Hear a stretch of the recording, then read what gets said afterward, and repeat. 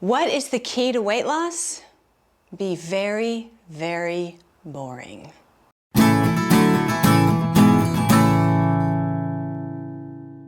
Hi everyone, welcome back. My name is Manya and I have maintained a 20-pound weight loss for over 2.5 years. And today I want to talk to you about what worked for me, both to lose the weight and also to keep it off. Now, if you've been here for a while, you know that I'm a huge fan of Weight Watchers. That's how I lost all my weight. It's how I lost weight back in high school and then in college. Weight Watchers not the reason that I gained a bunch of weight, it's because I stopped doing Weight Watchers. But I truly believe that there is no one answer for every single person. And if Weight Watchers isn't for you, there's plenty of ways to lose weight, whether that's calorie counting, macros counting, or something else. But today I want to talk to you about what I think is key to sustainable and realistic weight loss. And it's really different from what I see most people say. I want to encourage you to be very, very boring about food. The more boring, the better. Now, what do I mean by this? I want you to think back to when you were a kid. Now, most likely, if you grew up in the United States or maybe another country in the world in the 1960s, 70s, or 80s, the food that you ate at home was very simple and consistent. Now, my mom and my dad were no kind of cooks, and so once a week we would eat hot dogs and potato chips. Another night would be hamburger and a green salad. It was very boring, very predictable. The portions were not big, and we would repeat. Maybe once a week we'd go out to eat dinner, but I was an only child and we could afford that, so maybe not even that for you. But somewhere along the way, we developed all this pressure around cooking food, specifically dinner. I think we're a little more reasonable about breakfast and lunch these days, but dinner, we are insane. We often feel that we need to cook elaborate recipes that we find online or in beautiful cookbooks or from the Food Network or YouTube, and we go out and buy a bunch of ingredients just for that recipe, and sometimes they have 40 or 50 ingredients and it takes us 2 hours, and we expect it to be an incredible meal every time. I just simply cannot handle that pressure. I don't really like recipes. They make me feel overwhelmed. They make my head hurt and my eyes swim. I don't like having to go out and buy ingredients that I will use one time and then the bottle sits there forever and goes bad. Something happened to me in 2020, and maybe it happened to you as well.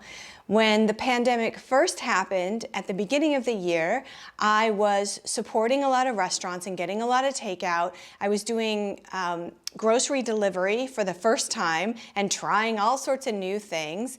And then I hit a point in May where I just got sick of gaining weight and feeling gross and decided to go on Weight Watchers. And for some reason this time, I just decided to stop pressuring myself around fancy food cooking and recipes. So here are my 2 tips for you to start implementing right away to help your weight loss journey.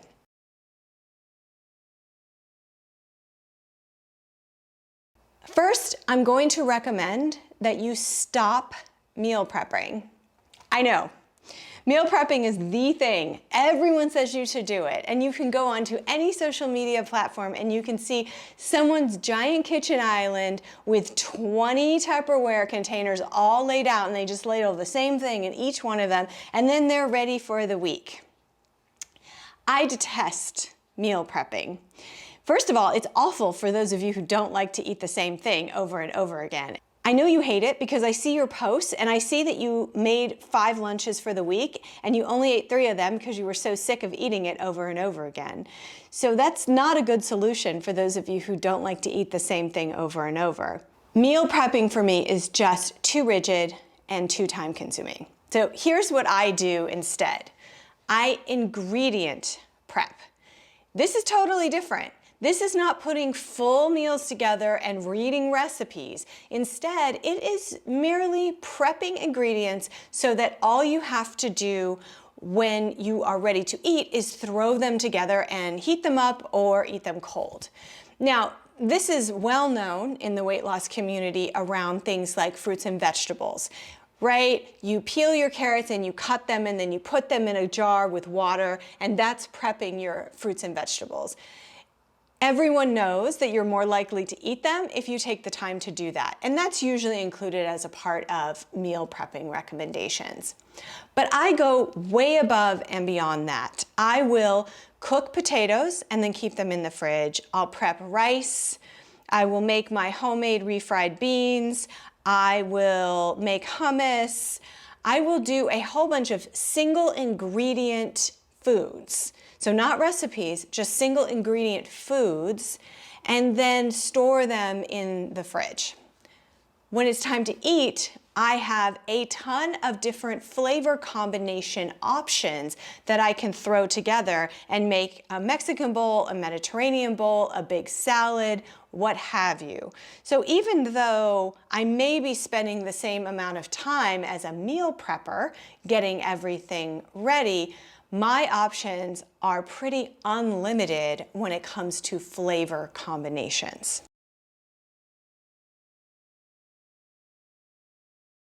My second piece of advice is solidly for those of you who hate repetitive eating. I know that it can get boring, but it really can be so helpful in the real world. So I want to encourage you to try and think about your meals less like they have to be amazing all the time. It's far more important to have something on hand, even if it's the same thing you ate the night before, than it is to leave things to chance, because you never know what could happen at work. Let's say you work a little later, you hit a lot of traffic, you need to get gas or go by the store and pick up a delivery or what have you. All of a sudden you're an hour late getting home and nothing is cooked because you don't want to eat the same thing every day. That's the moment you go through the drive-through or you pick up the frozen pizza. If you can work on opening yourself up to eating similar meals a lot of the time, just think of having sort of a baseline of what you're interested in and build from there, especially with something like ingredient prepping. You will always have food ready to eat. You can never use that as an excuse to go out to McDonald's. Now, that said, if you want to go to McDonald's and work it into your plan, more power to you. My only point is, don't do it because you haven't prepared. We are living in a world where marketing and commercials tell us that we constantly deserve to reward ourselves with food. Think about the piece of pizza that stretches with the cheese, or the juicy burger in the hamburger commercial, or the "you deserve a dessert today" kind of BS. It used to be that special meals were saved for special times. I believe it's important to get back to that, rare and occasional. That should be how often you eat that dessert that you love. There is nothing wrong with simple eating and then waiting for that special time. Remember that a hot dog on a Tuesday is absolutely fine and really just might support your goals even better if you just embrace the boring. That said, vacations are a totally different animal. If you're planning a vacation, you are going to want to watch this video where I give all of my tips on eating a vacation without gaining. Thank you for being here as always, and I will see you in the next video. Bye.